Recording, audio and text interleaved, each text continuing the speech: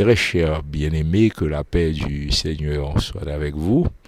Nous t'avons adressé nous à tous les leaders qui dans la plateforme là pour penser, participer activement à travail ça qu'a fait là, ou capable un délégué indépendant, ou capable un leader non comité ou bien non sous-comité, mais beaucoup plus nous t'arrêter si vous déjà avez une responsabilité pour penser à la nature spirituelle de tâche qui devant nous. Nous avons devant nous un projet pour nous gagner une campagne de repentance nationale avant nous arriver dans le jour de prière 24 novembre 2023. C'est pour jouer lié parce que campagne de repentance nationale mettez tout de suite dans la tête nous, ça nous relève un réveil spirituel parce qu'un vrai repentance nationale pas mener nous l'autre côté que nos réveil spirituel. Et réveil, c'est un bagage extraordinaire que lié, son mouvement de l'esprit qui vient dans le pays, qui transforme les pays, qui transforme les sociétés. Alors, réveil, il y a plusieurs niveaux. Il y a un réveil qui a touché l'église, il y a qui a touché une ville, il y a qui est limité à une zone géographique bien déterminée, mais réveil tout qu'on touché un pays, il changeait données. Et même influence aller très très très très loin dans le changement qui fait pour plusieurs générations dans un pays. Nous comprenons ça parce que nous comprenons, c'est pour ça, bien aimé, ou qu'a bien pénétré de nature spirituelle tâche qui devant nous, ça demande des prières premièrement. Nous connaissons que prière a une force par lui-même. Le Seigneur tendait lorsque ses enfants ont crié devant nous, mais nous comprenons tout, un pile prière a fait, un pile cri a adressé déjà. Ça ne veut pas dire le Seigneur pas tendre, non? Mais on bagage a besoin de tendre, on bagage a besoin ouais dans le cœur monde avant les bails bénédictions. C'est pour ça réveil spirituel. C'est une expérience extraordinaire qui est unique dans l'histoire de l'Église. C'est par lui-même le Seigneur a changé le cours des événements, non seulement pour l'Église, mais pour la nation. Le Nabzi, prions à Dieu pour que notre patrie s'éveille fin de son sommeil de mort, que constamment chaque enfant de Dieu prie, et à part la foi, changeons son triste sort. C'est réveil n'a demandé. C'est une transformation qui vient de l'Esprit de Dieu. Ça t'est fait dans l'histoire. C'est comme ça l'histoire de l'Église avancée. C'est toujours réveil qui finit, qui transforme et nature et courant que le peuple a gagné. Nous avons voir ça même dans plusieurs pays sur la terre. Le réveil du pays de Galles, l'un des plus grands réveils spirituels qui était gagné dans l'histoire de l'Église. Son réveil qui changeait mon tellement tribunal pas un monde capral paraître devant juge pendant une période de temps en pile bagay moun pas jouer dans la rue j'en vous dire qu'on joue il y a mots impurs moun pas prononcer encore même côté dans côté que t'es un monde qui va dans mine yo te qu'on prend cheval ou bien bourri qui a entré dans mine avec yo ba des noms obscènes ben yo changer nom yo pays a transformé complètement et gagner le même que les serviteurs de Dieu qui disent il y a tant des chants qui chanté de loin, c'est à coup c'est la voix des anges qui chanté parce que c'est la gloire de Dieu qui descend. Charles Finney qui était un révivaliste rapporté que dans un mouvement de réveil qui était fait aux États-Unis dans une ville t'es gagné un tel mouvement de l'esprit de pour entrer dans ville là où c'est un coup dans la présence de Dieu. Finney c'est un révivaliste, un puissant révivaliste. Et bien de pouvoir entrer dans la ville là, ou entrer dans la présence de Dieu, parce que bon Dieu c'est ça réveiller, les chasser les forces des ténèbres et puis la présence qui entre dans le pays. Et c'est pas une fable ça y est, ce sont des faits historiques, non seulement dans la Bible là, mais ils ont dominé l'histoire de l'Église. C'est pour ça ça n'a pas avancé là-dedans. Nous avons besoin de bien comprendre, bien ouéli pour nous connaître que nous avons affaire avec un mouvement spirituel avant tout. C'est un mouvement spirituel. Une campagne de repentance nationale, c'est pas un mouvement communautaire, son campagne spirituelle reliée, li mandé pour nous armer spirituellement. En même genre, nous te ouais ça David Brainerd, bon Dieu utilisé de façon extraordinaire chez les Indiens. Là, les messieurs a fait cérémonie parce que les Indiens étaient mystiques en pile. La présence de l'esprit par la prière descend, cérémonie crasée, Indien au converti, et là où ils converti, après 2 jours, 3 jours, sa Bible a dit oui, ils sont enseignés de Dieu, ils ont tellement pénétré des valeurs de l'évangile que ils ont regardé devant son monde qui convertit il y a 20 ans de cela. Donc, ton ministère extraordinaire parce que l'Esprit de Dieu t'a accompagné ça. Réveille pas une question de dénomination. Depuis vérité évangélique que prêché, que mon a westéen, que mon a baptiste. Alors généralement autrefois les baptistes calvinistes, réveille pas un bagage comme ça là dedans. Le Seigneur prend contrôle et puis c'est lui qui travaille, œuvre la marquée par présence et par puissance.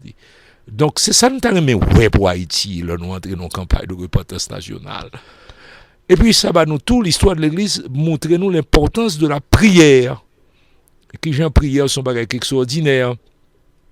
Lorsqu'on est arrivé au XVIe siècle en Angleterre, avec la réformation que tu as fait, progrès, qui lui-même tout c'est un réveil, en quelque sorte. Il n'y a pas de même forme réveil, avec effusion, extraordinaire qu'on joue plus tard dans certains autres réveils ou t'es gagné tout dans le Moyen-Âge, mais durant la Réformation la papauté qui est perdu influence pas d'accord ça l'Angleterre c'est ton côté au terrain pour te kembe dans ba autorité yo mais le mariage d'Henri VIII le t'a divorcé avec madame ni eh bien t'es fait que Watt est déclaré que c'est chef de l'église d'Angleterre.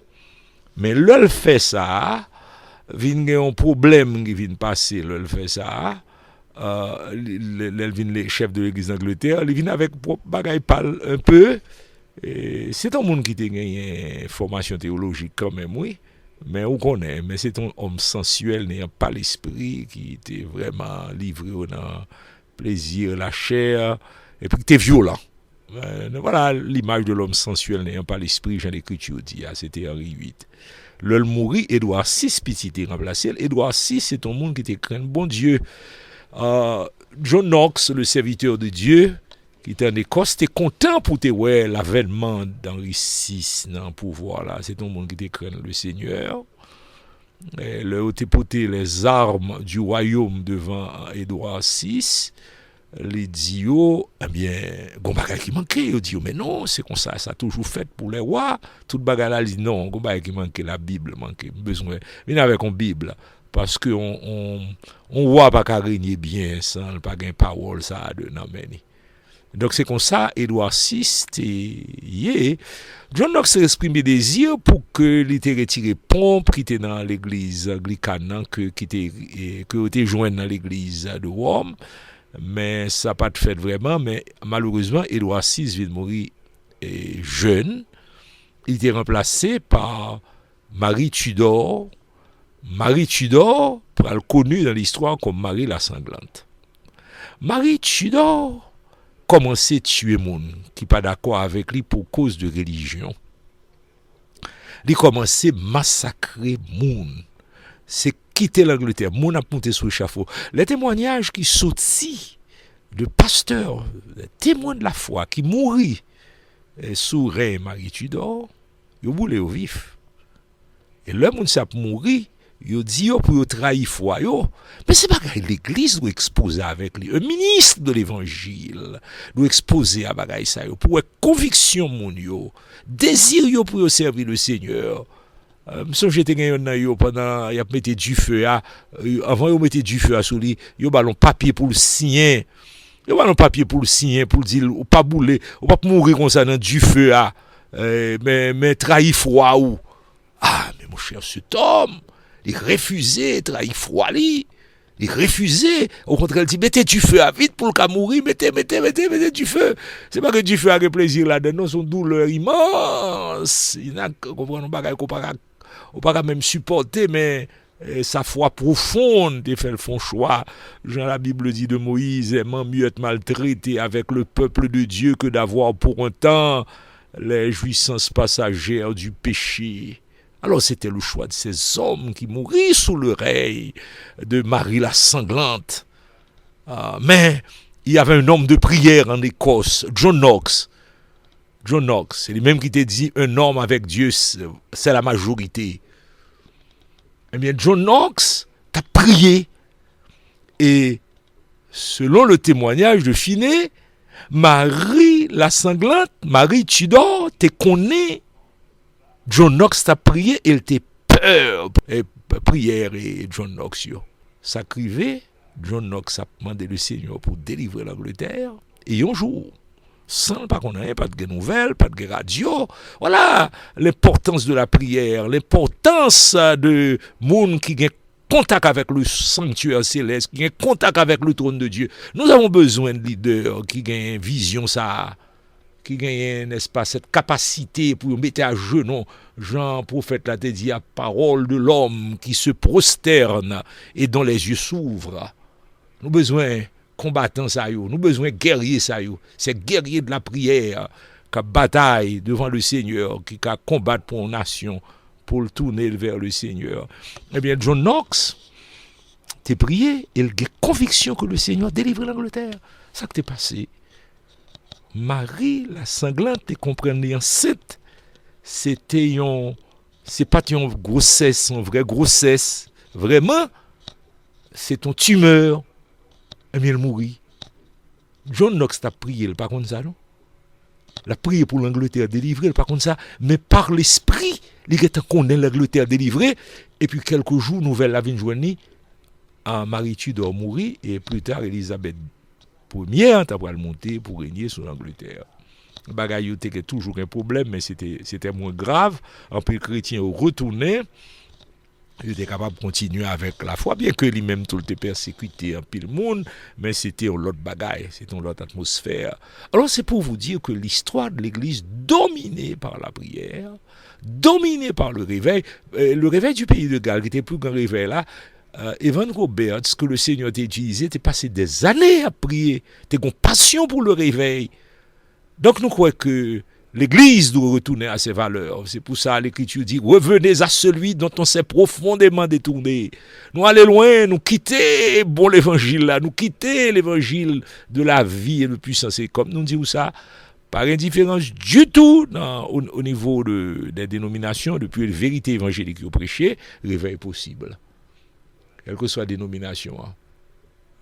Les Wesleyens, le mouvement pentecôtiste a commencé avec le réveil qui était fait en Californie avec Azusa Street. C'est là le réveil là a commencé. Mais réveil Azusa Street là, c'est petit réveil pays de Galles. Donc on pas que réveil en France au 18e siècle, 17e et 18e siècle, parce que là les sous deux périodes ça commence par le 18e siècle là.